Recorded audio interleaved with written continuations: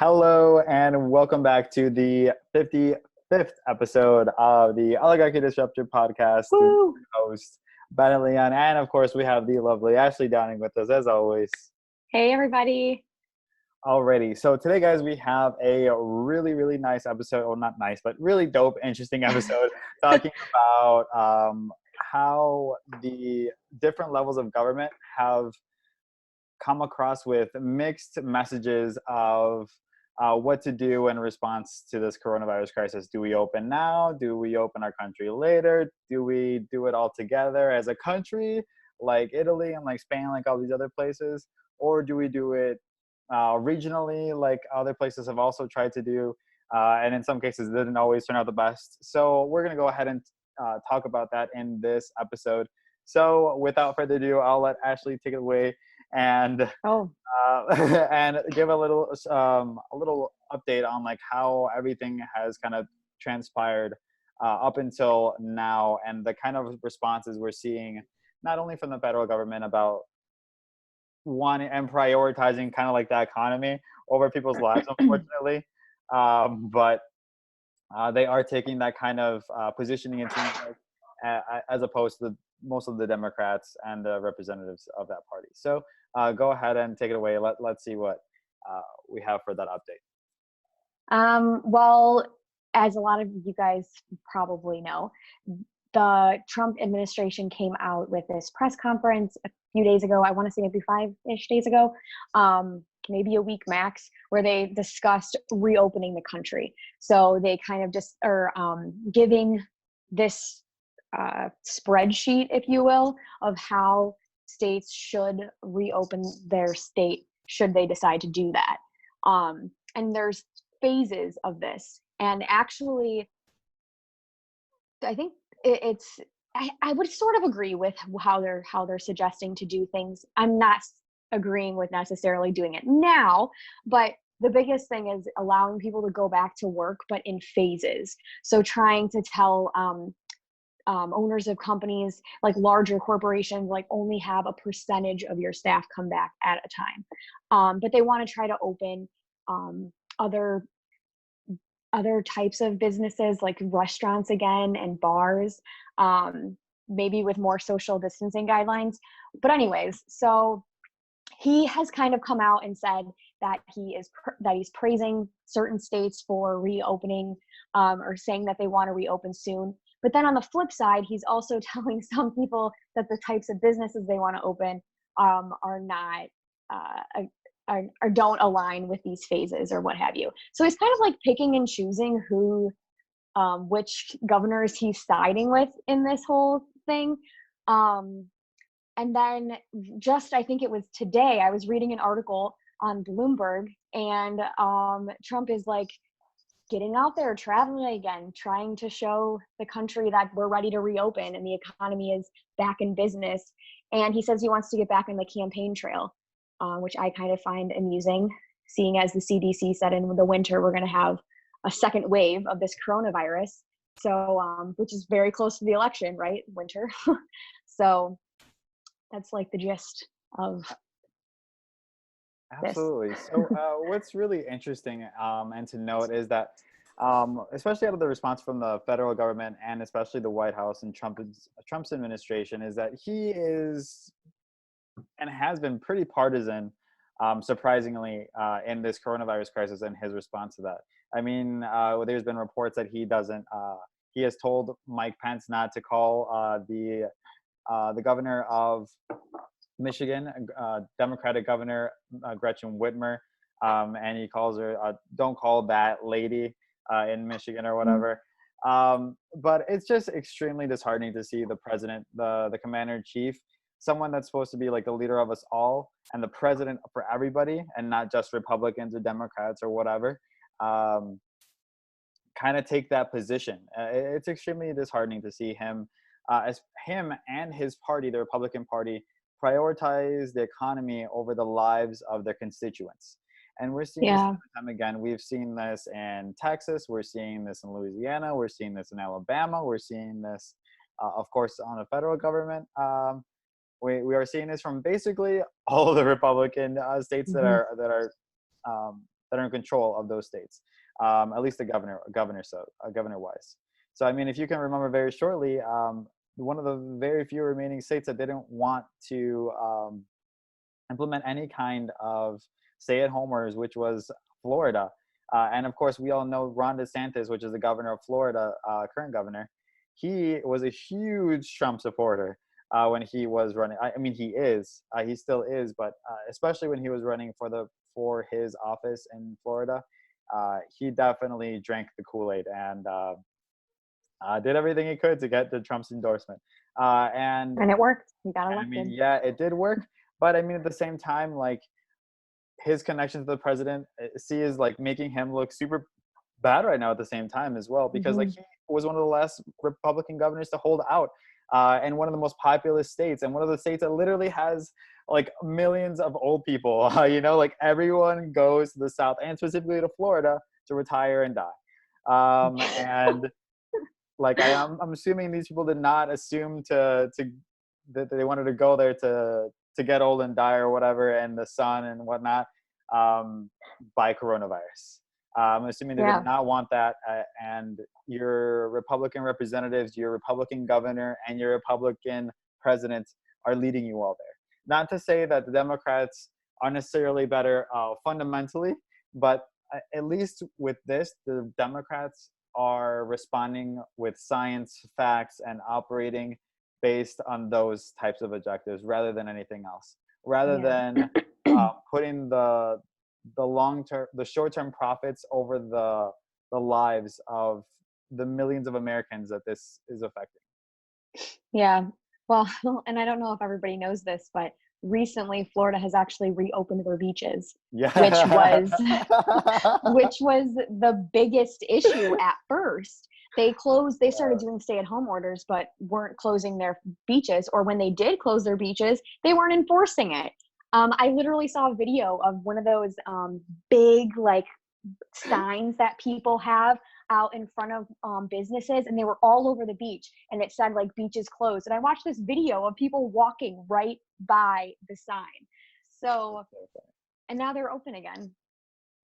Yeah, I remember. I totally forgot about that, but you just reminded me, and it's so funny that you bring that up, because I remember seeing like images that were on that article that I read about how them opening the beaches back up in Florida. Like all these people like flocked to the beaches on the first day that they were announced to be open again. Like I saw the images, and these people were not 6 feet away from each other.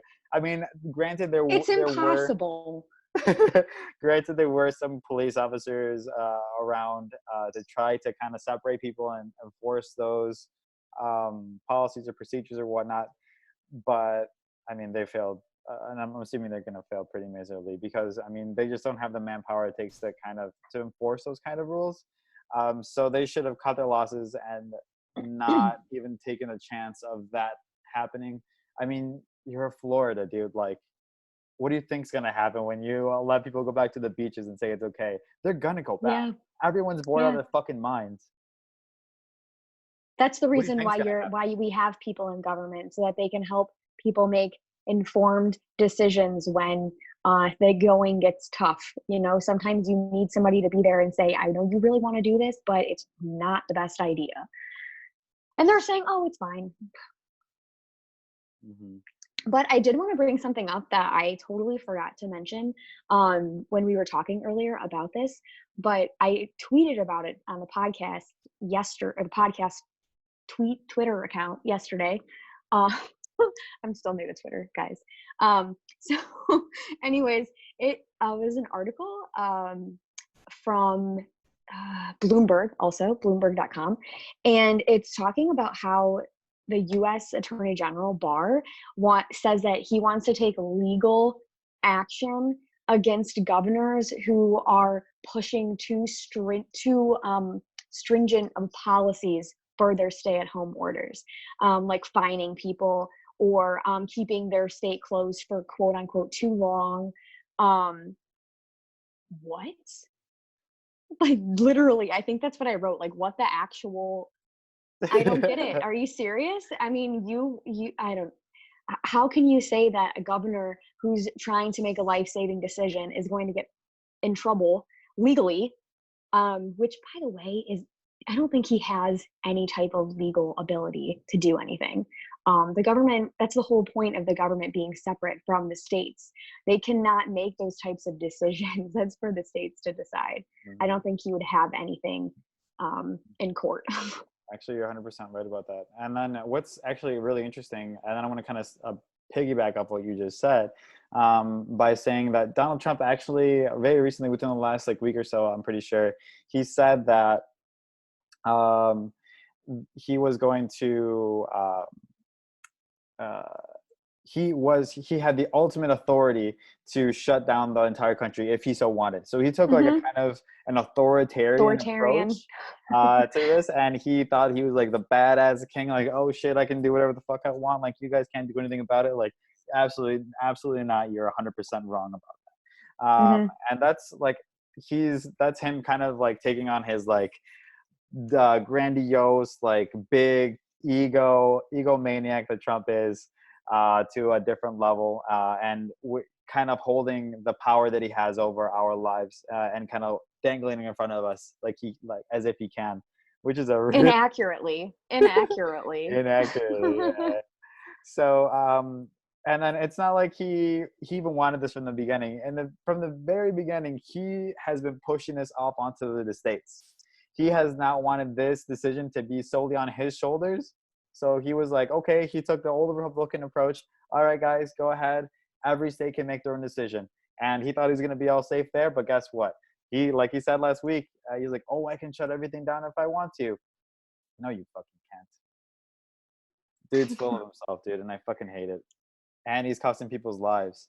And not to mention the disinformation that he's spreading with that weird drug. I don't even know how to say it. Like, you know what I'm talking about? Chlorofolene or whatever. Like, he's been telling people, and I mean, I've seen it with my own eyes, like on his Facebook and him talking, on his Twitter, talking about how and promoting how this drug that isn't really safe, and has only been proven to kind of treat malaria.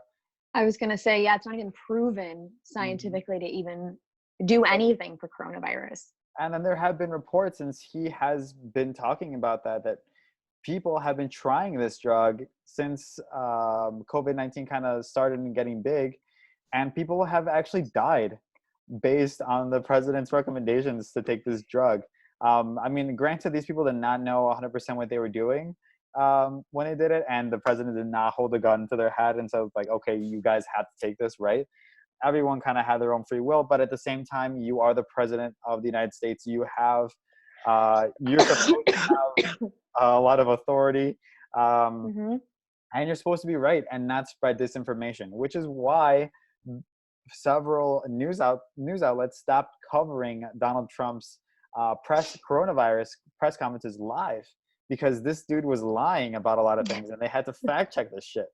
So, like, I mean, I don't know. Like, it's got to be a godsend that, I mean, if Joe Biden can't be Donald Trump, then, like, well, I doubt he will be, but I doubt he will. But I mean, if he does, like, I don't even know, dude. I don't know if we would necessarily be in a better state. I mean, is that sad to say? Joe Biden, that's not necessarily 100% wrong either. Joe Biden has fucking said that, okay, if you bring me a Medicare for All bill and it's 100% passed by Congress, by everybody that needs to be signed, just his signature alone can do this. He has said in the past that he would not do it. Very recently, he said he would not sign Medicare for All based on the cost. But as we all know, and as Americans have found out very recently, if you didn't already know, is that the argument that the government doesn't have enough money is complete bullshit. And let me tell you why, if you don't already know. Why? Because we have seen the government and these past weeks and the last month or so responding in extremely detrimental way to the majority of Americans, and really owing to the benefit, especially financially, for the wealthiest and the oligarchs among us, and the biggest and most wealthy corporations and companies or whatnot. And it's just a travesty to see what's going on and how much money they're putting into big business, while at the same time they're letting the USPS fail. They're That's what I not was, covering healthcare for everybody that's getting COVID-19. They're only giving us a $1,200 payment, while at the same time giving over $10 trillion to the biggest banks on Wall Street, and the largest corporations in the country. Like, what more do you guys want to see? yeah. What Well, I don't the get. USPS example is like the most prime example. I mean, this is supposed to be a federally funded business, and they're completely letting it just go, which is going to displace a lot of workers, and not to mention their benefits. We were talking about this earlier, people who are going to be retiring or losing their pensions. I mean, it's in comparison to the people who he is giving the money to. I mean, it's an absolute travesty that the government is siding with people who already have millions and billions and billions and billions of dollars in comparison to average workers who work for the federal government, for the USPS. I mean, it's sad. It's really sad. And what's even sadder is that they're letting them go for profit. They're letting them go because they want them to become bankrupt, so that the private corporations can take over the Take over. USPS and or privatize it. But as we all know, like, when you use USPS, like, this is a people's service. Like, this is like, if I personally use this a lot. I use the USPS a lot, and they have the best prices around. They oftentimes beat out USPS, FedEx for the cheapest shipping for what I want to do. And I mean, this is just like a common basic service that every country should have.